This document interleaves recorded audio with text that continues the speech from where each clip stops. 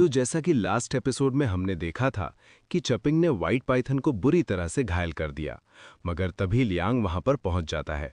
उसने आते साथ ही माउंटेन डैडी और दोनों पाइथन्स को सप्रेस कर दिया।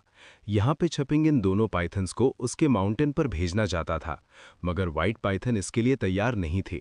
तो चिनपिंग ने अपनी स्वॉर्ड का इस्तेमाल करते हुए उसे खत्म कर दिया। वहीं दूसरी तरफ सॉन्गजिन भी चपिंग को मारने के लिए काफी ज्यादा बेताब था, क्योंकि चनपिंग उसका इनर डीमन है। हालांकि लियांग चनपिंग के साथ होने की वजह से ये काम इतना आसान तो नहीं होने वाला। अब आगे तो इस एपिसोड की शुरुआत में हमें रेड कैंडल सिटी का एक टेम्पल दिखाया गया, जहां पर एक बंदा इंपीरियल डिग्री लेकर पहुंच गया था।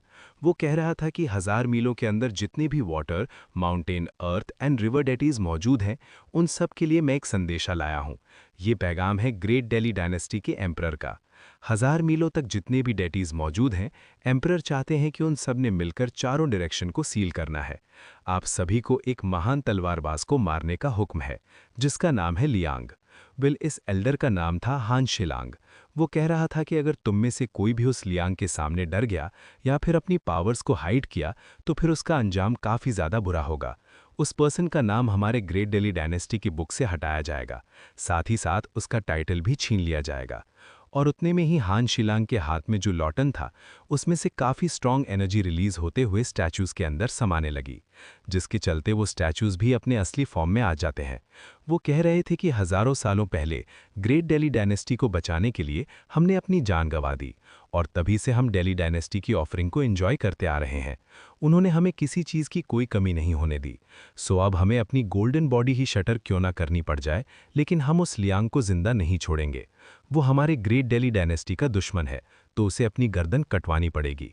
और अब वो सभी लोग हान शिलांग को ग्रीट करने लगे, क्योंकि हान शिलांग ग्रेट दिल्ली डायनेस्टी के राइट्स ऑफिशियल का मिनिस्ट्री था।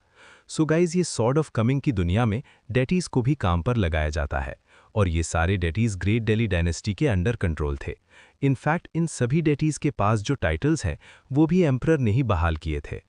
वहीं पर हान शिलांग बताने लगा कि इस लियांग को ख़त्म करना तुम सबके लिए एक बहुत ही बड़ी अपॉर्चुनिटी है। उसे ख़त्म करके आप सभी लोग ढेर सारी मेरिट्स को अचीव कर पाओगे। वैसे भी हमने सदर्न रीजन में अपना इन्फ्लुएंस बढ़ाना शुरू कर दिया है, तो वहाँ पर ढेर सारी नई और हायर पोजीशंस अवेलेबल होगी। सो अगर तुम्हें उन पोजीशंस का फ़ायदा उठाना है, तो लियांग को मारना पड़ेगा। इतना कहते साथ ही हान शिलांग वहाँ से रवाना हो गया। वहीं पर वो सभी डेटीज उसे बता रहे थे कि हम उस लियांग को ख़त्म करने की अपनी तरफ से पूरी कोशिश करेंगे। अब सीन शिफ्ट होकर हम चनपिंग और उसके साथियों को देख पाते, जो कि रेड कैंडल टाउन के सामने पहुंच चुके थे।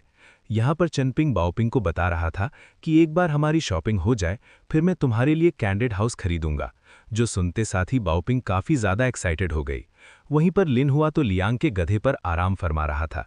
यहाँ पर लियांग उसे डांट रहा था कि मैं भी इस गधे पर नहीं बैठता, तो फिर तूने ये जुर्रत कैसे दिखाई। इधर लिन अपने फादर से कह रही थी कि मुझे माउंटेन स्पिरिट और डीमन से काफ़ी ज़्यादा डर लगता है, मगर ये टाउन पूरी तरह से सील होने की वजह से मुझे नहीं लगता कि यहाँ पर उनका अटैक होगा। जिस पर एल्डर जू कहने लगे कि हाँ बिल्कुल, यहाँ पर तुम एकदम आराम से रह सकती हो। मगर रेड कैंडल टाउन के गार्ड्स ने उनका रास्ता रोक लिया, तो एल्डर जू वहाँ के पहरेदार को थोड़े बहुत सिल्वर के टुकड़े देते हुए कहने लगे कि प्लीज़ हमें अंदर जाने दीजिए। मगर उस बंदे ने तो सिल्वर पीसेस को तुरंत ही थ्रो कर दिया। वो कह रहा था कि हाउस होल्ड रजिस्ट्री या फिर ट्रैवल परमिट के बगैर तुम्हें एंट्री नहीं मिलेगी। अब जल्दी से यहाँ से दफ़ा हो जाओ। रास्ते को ब्लॉक करना हमारे ग्रेट दिल्ली डायनेस्टी के रूल्स के खिलाफ है, वरना तुम्हें 20 कोड़ों की सज़ा मिलेगी। जिस पर एल्डर जू भी थोड़ी सी गुस्से में कहने लगे कि हमारे एंसेस्टर ने तो ये जिक्र भी नहीं किया कि हमें यहाँ अंदर दाखिल होने के लिए हाउस होल्ड रजिस्ट्री या फिर ट्रैवल परमिट की ज़रूरत पड़ेगी, वरना मैं ज़रूर से उन डॉक्यूमेंट्स को मेरे साथ लाता। तो लिन तुरंत ही अपने फादर को समझाने लगी कि इसे ऑफिशियल चेक पॉइंट पर डॉक्यूमेंट्स का होना काफ़ी ज़्यादा इंपॉर्टेंट है। ग्रेट दिल्ली डायनेस्टी के मिलिट्री ने यहाँ पर कुछ रूल्स को क्लियर किया, उसके हिसाब से रिवॉर्ड्स और पनिशमेंट दी जाती है। और तभी लियांग बिंदास होकर अंदर दाखिल हुआ। उसने उस सिपाही को कुछ डॉक्यूमेंट्स दिखा दिया था, साथ ही उसके हाथों में गोल्ड पीस भी थमा दिया। जो देखते साथ ही उन सिपाहियों ने लियांग को बिल्कुल भी नहीं रोका, और ये सब देखकर चनपिंग और उसके साथी काफ़ी ज़्यादा कन्फ्यूज़ हो गए। वहीं पर लिन हुआ लॉन्ग के नाम से चिल्लाने लगा। वो कह रहा था कि हमें भी तुम्हारे साथ चलो, अगर तुमने ऐसा नहीं किया तो मैं तुम्हारे गधे को मार दूंगा। जो सुनते साथ ही वो गधा भी थोड़ा सा पैनिक हो गया। तो अब चनपिंग सिचुएशन को हैंडल करने के लिए उन लोगों को बताने लगा कि हम ग्रेट दिल्ली डायनेस्टी के लॉन्गचोंग काउंट से बिलोंग करते हैं। देखो, हमारे पास वहाँ का नक्शा भी है, तो प्लीज़ हमें बताएं कि हम हाउस होल्ड रजिस्ट्री या फिर ट्रैवल परमिट के लिए कहाँ से अप्लाई कर सकते। लेकिन वो सिपाही तो उस नक्शे को देखते ही काफ़ी ज़्यादा भड़क गया। वो कह रहा था कि ऐसे मैप तो बस एक अथॉरिटी के पास ही होने चाहिए, तो बताओ फिर तुम्हें ये मैप कहाँ से मिला। इतना ही नहीं, अब तो सिपाहियों ने इन्हें चारों ओर से घेर लिया था। जो देखते साथ ही एल्डर कह रहे थे कि लोग हमेशा से ही बोलते हैं कि हेल के राजा से मिलना काफ़ी ज़्यादा आसान है। मुझे ऐसा फील हो रहा है कि हम थोड़ी देर में जहन्नुम में पहुंच जाएंगे। इधर ये तीनों बच्चे कह रहे थे कि हमें हेल के राजा से मिलने की कोई जल्दी नहीं, अगर ज़रूरत पड़ी तो हम इन सिपाहियों के साथ फाइट करेंगे। और उतने में ही रेड कैंडल टाउन से मास्टर चांगशंग की वहां पर एंट्री हो गई। ये बंदा यहाँ की पोस्ट मास्टर की पोजीशन पर था। वो इन सिपाहियों से कहने लगा कि मुझे अभी अभी लॉन्गचोंग काउंट से एक लेटर मिला है। उसमें लिखा गया है कि मास्टर जू अपने साथियों के साथ यहाँ पर पहुँच जाएंगे, तो उन्हें एंट्री दी जाए। जो सुनते साथ ही लिनशुआ तुरंत ही उनके सामने आ गया। तो इस तरह से चनपिंग और उसके साथियों को रेड कैंडल टाउन में एंट्री मिल चुकी थी। साथ ही साथ मास्टर चांगशांग ने इनके रहने का भी बंदोबस्त कर दिया। वो कह रहा था कि यहाँ के सिपाही अभी अभी जंग से वापस आए हैं, तो प्लीज़ उनके गुस्से को ज़रा सा नज़रअंदाज कीजिए। साथ ही मास्टर चांगशांग ने इन सभी को जितने भी लेटर्स आए थे वो सब मास्टर जू के हवाले कर दिए। सो ये सभी लोग अपने अपने नाम के लेटर्स कलेक्ट करने लगे। यहाँ पर बाओपिंग के नाम से 2 लेटर्स आए थे, मगर लिनहुआ को तो किसी ने कोई लेटर नहीं भेजा।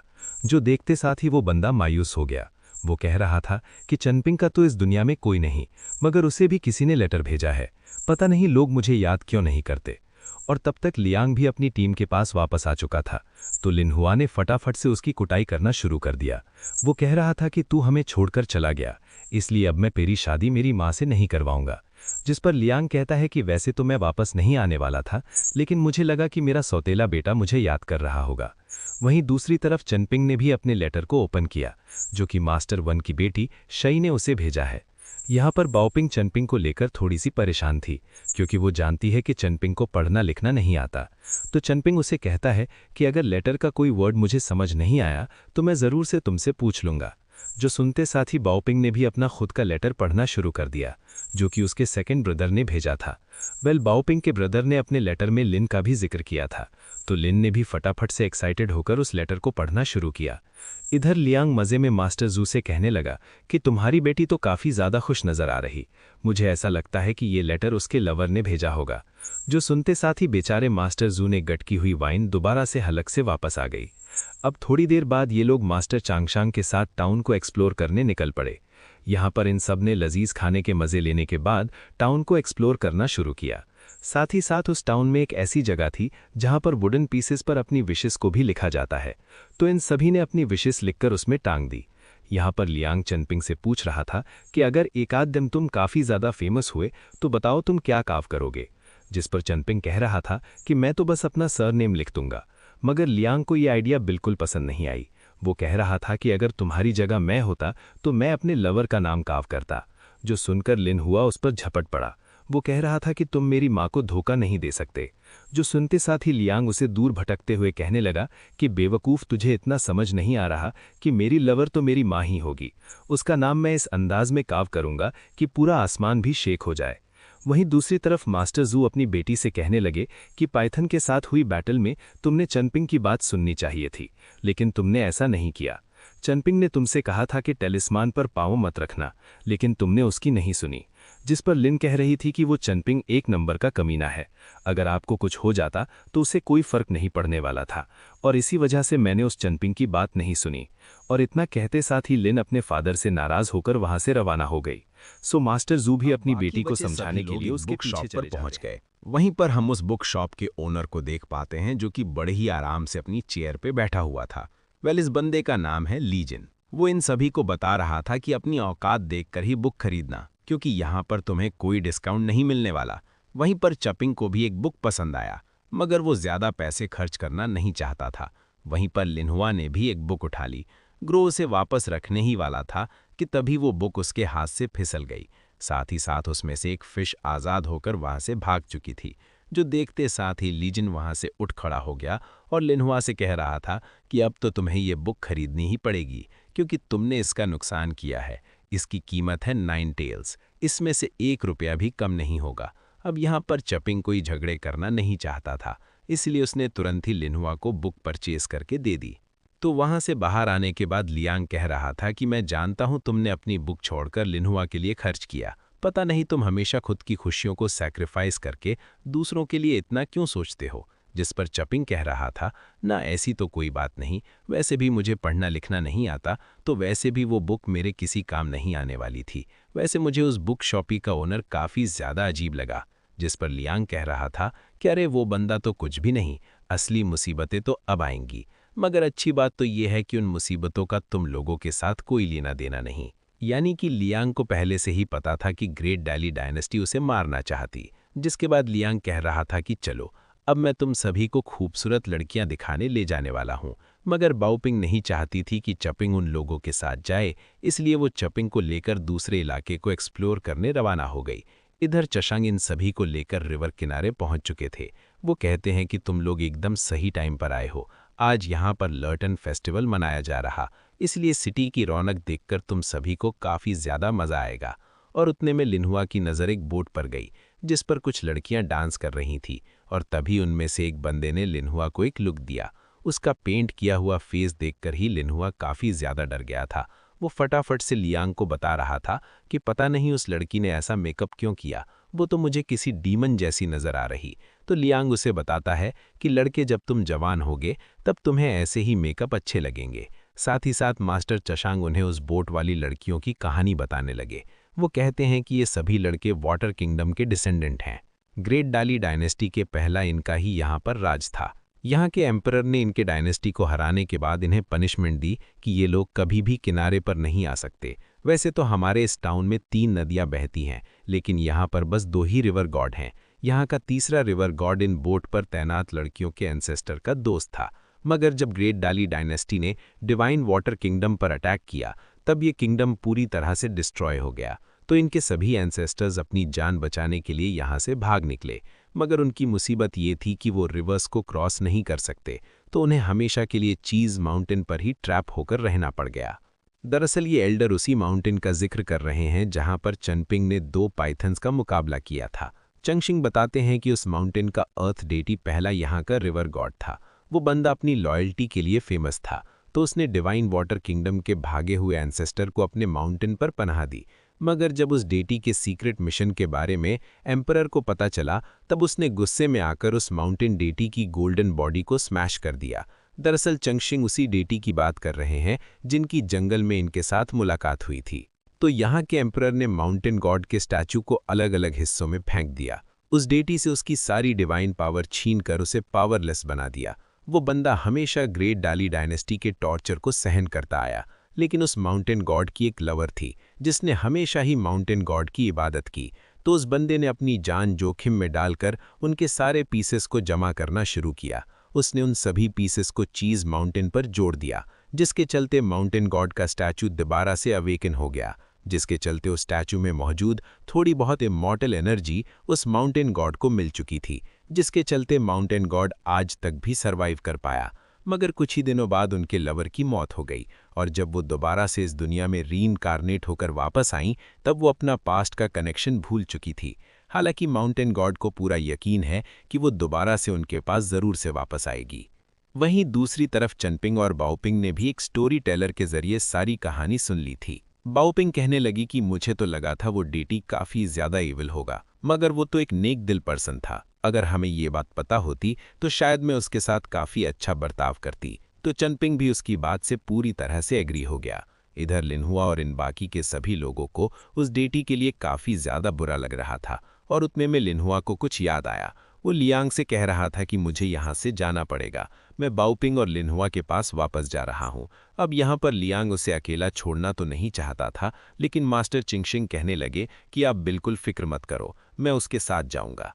वहीं दूसरी तरफ लिन ने बाओपिंग के बड़े भाई का लेटर पढ़ लिया था, और तभी मास्टर जू वहां पर पहुंच गए। उन्होंने नोटिस किया कि उनकी बेटी काफ़ी ज़्यादा खुश है। इनफैक्ट लिन तो उनसे कह रही थी कि आपने एकदम सही कहा, मैं हमेशा चनपिंग के साथ बुरा बर्ताव करती आई, लेकिन अब मुझे रियलाइज़ हो चुका है कि चनपिंग काफ़ी अच्छा इंसान है, इसलिए मैं अब उसके साथ बिल्कुल बदतमीज़ी नहीं करूँगी। पहले वो बेचारा किस्मत का मारा है, तो मैं उसे और ज्यादा तंग नहीं करूंगी। वहीं दूसरी तरफ लिंशा लियांग से कहने लगा कि चनपिंग इतना ज्यादा कंजूस होने के बावजूद भी उसने लिन्हुआ के लिए उतनी महंगी बुक खरीदी। क्या वो ब्रोकन वाटर क्लिप बुक काफी ज्यादा इंपॉर्टेंट थी? जिस पर लियांग बता रहा था, हाँ बिल्कुल, वो बुक कईयों सालों पुरानी है, लेकिन लिन्हुआ ने उसे ब्रेक करने की वजह से वो बुक चनपिंग को सस्ते में मिल गई। वैसे अगर चनपिंग की कंजूसी की बात की जाए तो वो तुम सब पर खर्चा करने के लिए जरा भी पीछे नहीं हटता। इनफैक्ट वो तुम सब बच्चों के लिए अपनी खुशियों को सैक्रिफाइस करेगा। जिस पर लिंशा कह रहा था कि इस सिटी में भी चनपिंग जैसे कई सारे गरीब लोग होंगे। कुछ लोग अपने पैसों की नुमाइश करते और कुछ के पास तो पेट भर के खाना खाने के लिए भी पैसा नहीं होता। पता नहीं हेवन ने हम सबके साथ ऐसी नाइंसाफी क्यों की होगी। जिस पर लियांग कह रहा था कि हेवन पर उंगली नहीं उठा सकते, मगर हाँ तुम अपनी किस्मत को जरूर से आजमा सकते हो। अगर तुम गरीब घर में पैदा हुए, इसका मतलब ये तो नहीं कि तुम गरीबी में ही मारी जाओगे। तुम अपनी किस्मत को खुद ही बदल सकते हो। वहीं दूसरी तरफ लिन अपने फादर को बता रही थी कि सेकंड यंग मास्टर ने मुझे एक ऑफर दिया है। वो चाहती है कि मैं ग्रेट डाली डायनेस्टी की मिलिट्री को ज्वाइन करूं। अगर ऐसा हुआ तो क्या पता आगे चलकर मैं भी एक इंपीरियल लेडी बन जाऊं। जो सुनकर मास्टर जू भी हंसने लगे। वो कह रहे थे कि तुम अब काफी ज्यादा बड़ी हो चुकी हो, तो मेरे ख्याल से तुमने अपना जीवन साथी ढूंढना चाहिए। लेकिन मैं चाहता हूं कि यहां से वापस जाने के बाद तुम चनपिंग से माफी मांगो। मैं इस मैटर को सुलझाना चाहता हूं। हालांकि चनपिंग का नाम सुनते ही लिन के हाव भाव बदल गए। वो अब काफी ज्यादा गुस्से में थी। इधर नदी किनारे कई सारे लड़के उन बोट पर सवार लड़कियों की खूबसूरती की तारीफें कर रहे थे। वो कह रहे थे कि प्लीज हमें भी आपके पास बुला लो, हम आपके डांस को और भी नजदीक से देखना चाहते हैं। इधर लियांग को इन लोगों की बातें सुनकर काफी ज्यादा गुस्सा आ रहा था। वो कहता है कि जेंटलमैन कभी ऐसी हरकतें नहीं करते, ये तो उन लड़कियों को छेड़ रहे हैं। और फिर क्या, थोड़ी देर में लियांग भी उन लड़कों में शामिल हो गया। यहाँ पर तो उसने अपनी गोल टेल भी बाहर निकाल ली थी। अब लियांग को वहां देखते साथ ही उन लड़कियों ने अपनी बोट को रोक लिया। वो बंदी लियांग से कह रही थी कि हाँ गोल्ड मुझे काफी ज्यादा पसंद है, मगर तुम मुझे बिल्कुल पसंद नहीं आई। इतना ही नहीं, उसने तो लियांग का गोल्ड भी उससे ले लिया था। उस बंदी ने तो लियांग को छोड़कर लिनशुआ को ही अपने बोट पर इनवाइट किया। जो देख लियांग कह रहा था कि अरे इस बच्चे के पास तो कुछ भी पैसे नहीं। जिस पर वो बंदी कह रही थी कि इस यंग मास्टर को पैसे देने की भी कोई जरूरत नहीं, हमें तो ये लड़का काफी ज्यादा पसंद आया। हालांकि लिनशुआ ने उस बोट पर जाने से मना कर दिया। जो देख लियांग लिनशुआ से कहने लगा कि तेरी हरकतें देखकर ही पता चल रहा कि तू आगे चलकर सिंगल ही मरने वाला है। यहाँ पर लिनशुआ उससे कहता है कि उस बंदी ने आपका नाम लेकर आपको पुकारा था, यानी कि वो आपको पहले से ही जानती है। तो लियांग कह रहा था, हाँ बिल्कुल, यहाँ पर मुझे मारने के लिए काफी सारे जाल बिछा के रखे हैं, जिन्हें मैं 1 बाय 1 एक्सपोज करूंगा। और इतना कहते साथ ही लियांग उस बोट पर कूद गया। वहीं दूसरी तरफ बाओपिंग और लिन्हुआ सबसे छुपकर बुक शॉप की तरफ रवाना हो गए। ये दोनों चनपिंग के लिए बुक खरीदना चाहते थे, जो कि पैसों की कमी होने की वजह से चनपिंग ने वापस रख दी थी। मगर उन दोनों ने देखा कि उस बुक शॉप से काफी स्ट्रॉन्ग ईविल ओरा रिलीज हो रही।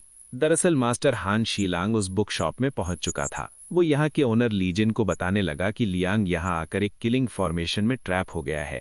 यहाँ से बाहर जाने वाले रूट्स ईस्ट, साउथ, वेस्ट और नॉर्थ, ये सब हमने सील्ड कर दिए, तो तुम्हें उस लियांग पर कोई अटैक करने की जरूरत नहीं पड़ने वाली। तुम तो बस अपनी ग्रीन फिशेस का इस्तेमाल करके उस बंदे पर नजर रखो। जिस पर लीजन कहने लगा कि ये मिशन काफी इंपॉर्टेंट है और मैं ठहरा एक मामूली सा व्यापारी, तो भला मैं इस ग्रेट मिशन में क्या ही मदद कर पाऊंगा। जिस पर हान शीलांग कह रहा था कि तुम्हें बस अपनी मछलियों का इस्तेमाल करना है और उसके बदले में तुम्हें मिलेगा एक ब्राइट फ्यूचर। जिस पर जेलिन कहने लगा कि ये तुम बड़े लोगों का तूफान है, इसमें मेरी मछलियां किसी काम नहीं आने वाली और ना ही मुझे ब्राइट फ्यूचर की जरूरत पड़ेगी। मुझे तो बस शांति से जिंदगी को लीड करना है।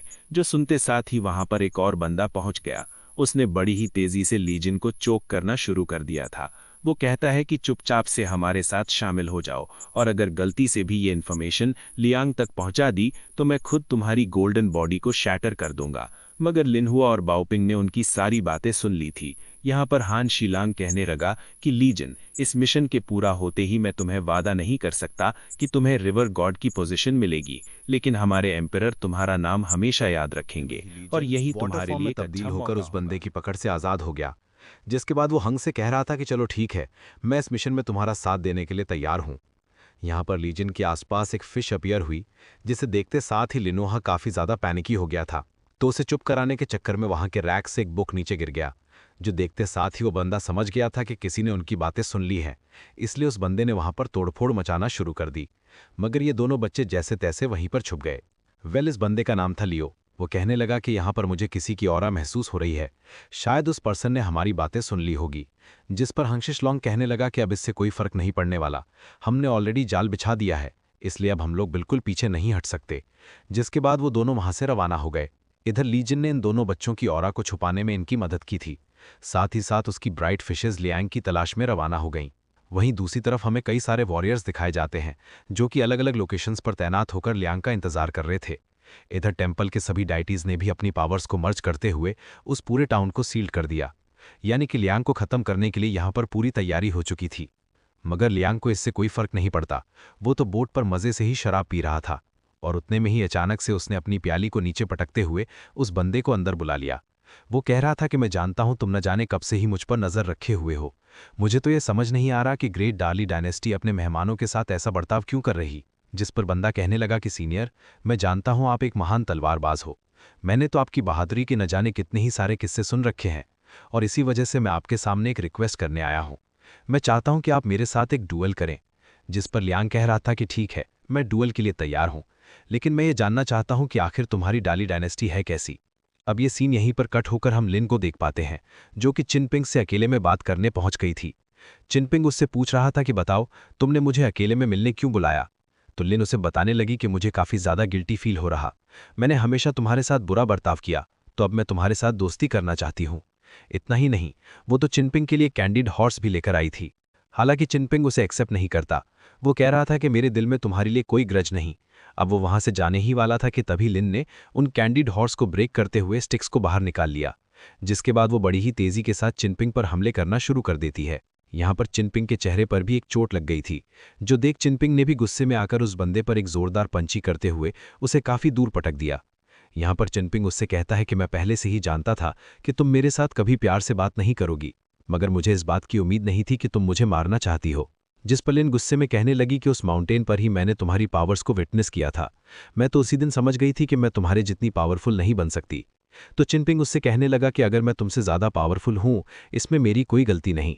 सिर्फ एक मामूली सी बात को लेकर भला तुमने मुझे मारने की कोशिश क्यों की होगी। जिस पर लिन बताने लगी कि मुझे सेकंड मास्टर का लेटर मिला।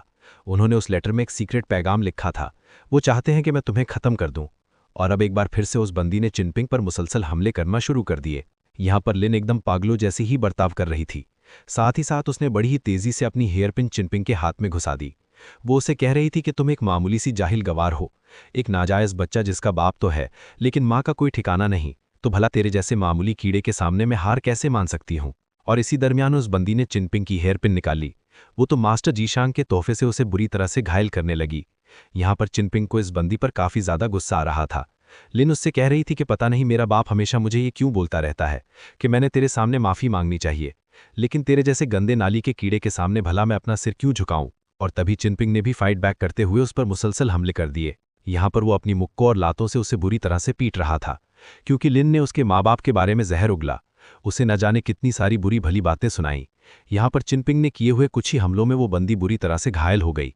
साथ ही साथ चिनपिंग ने अपनी हेयरपिन दोबारा से अपने बालों में लगा ली और अब वो लिन को चोक करते हुए उसकी और धुलाई करने ही वाला था कि तभी लिन उससे कहने लगी कि काश तुम उसी दिन उस एब के हाथों मारे जाते।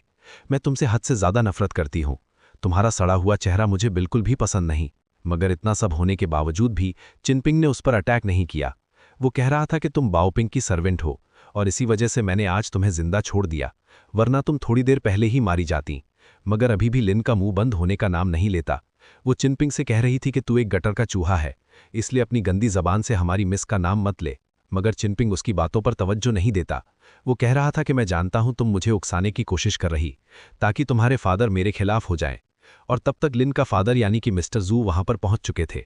वो अपनी बेटी को डांटते हुए कहने लगे कि तुमने चिनपिंग के साथ ऐसा क्यों किया। जिस पर लिन कह रही थी कि फादर जल्दी से इस बंदे को मार दीजिए। अगर इस चिनपिंग ने बाओपिंग को बता दिया कि मैंने इस पर अटैक किया था तो बाओपिंग अपनी पावरफुल ऑरा से ही मुझे खत्म कर देगी, और अगर वो मुझे मारने में कामयाब भी नहीं हुई तो वो मेरी कल्टीवेशन को डिस्ट्रॉय कर देगी। प्लीज फादर, मैं आपके सामने रहम की भीख मांगती हूँ। उस लियांग के यहाँ आने से पहले इस बंदे को खत्म कर दीजिए। लेकिन एल्डर जूर से कह रहे थे कि जल्दी से चिनपिंग के सामने माफी मांगो, मगर वो जिद्दी लिन अपने बाप की एक नहीं सुनती। उसने अपनी हेयर पिन को सीधे अपने गले पर लगा लिया। वो कह रही थी कि अगर आपने मेरी बात नहीं मानी तो मैं खुद की जान ले लूंगी। यहाँ पर एक मीनी औरत अपने फादर को बुरी तरह से मैनिपुलेट कर रही थी ताकि वो दोनों मिलकर चिनपिंग को मार पाएं। वो कह रही थी कि आपकी वजह से मैं एक लो फैमिली में पैदा हुई, आपने ही मुझे सर्वेंट बनाया, लेकिन आज हमारे सेकंड यंग मास्टर ने मुझे एक मौका दिया है।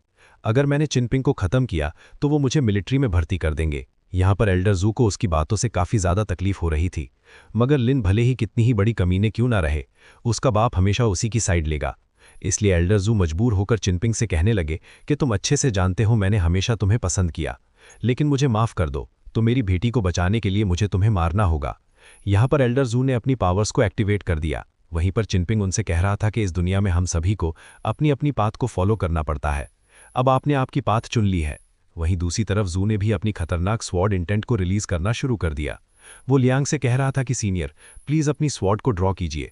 उसके पावरफुल एसेंस ने लियांग के वाइन की प्याली को ब्रेक कर दिया और अब यहाँ पर उस बंदे ने बड़े गुस्से में आकर अपनी स्वॉर्ड को मयान से बाहर निकाल लिया, जिससे वहां पर स्पिरिचुअल एसेंस का एक जोरदार धमाका हो गया था। और तभी उस किलिंग इंटेंट को सप्रेस करने के लिए एक एनर्जी वहां पर फ्लो होने लगी। उस खतरनाक एनर्जी ने तो वहां की चट्टानों को भी ब्रेक कर दिया था। दरअसल ये एनर्जी रिलीज हुई थी लियांग की बाम्बू स्वॉर्ड से। ये मिस्टीरियस बंदा उनकी स्वॉर्ड उनसे छीनना चाहता था, मगर लियांग उसे पीछे पुश करते हुए कहने लगे कि बच्चे तो मेरी हकीकत नहीं जानता, अगर मैं चाहता तो तुझे कब का ही खत्म कर देता, लेकिन फिलहाल मेरा ध्यान किसी और की तरफ है। दरअसल यहाँ पर लियांग चेनपिंग पर नजर रखे हुए था। चेनपिंग की बॉडी से बहुत ही भयानक स्वॉर्ड एनर्जी रिलीज हो रही थी, जो देखते साथ ही एल्डर जू और लिन के तो होश ही उड़ गए। और अब चेनपिंग अपना हाथ आगे बढ़ाते हुए कहने लगा कि एल्डर जू, आपने मुझे खत्म करने का डिसीजन ले लिया है, इसलिए अब अटैक करने की बारी मेरी होगी। और फिर चेनपिंग ने बड़े ही कूल अंदाज में चिल्लाते हुए अपनी स्वॉर्ड को समन किया। वो कह रहा था स्वॉर्ड चला जा। और इसी के साथ ये एपिसोड यहीं पर एंड हो जाता है। Thank you so much for watching.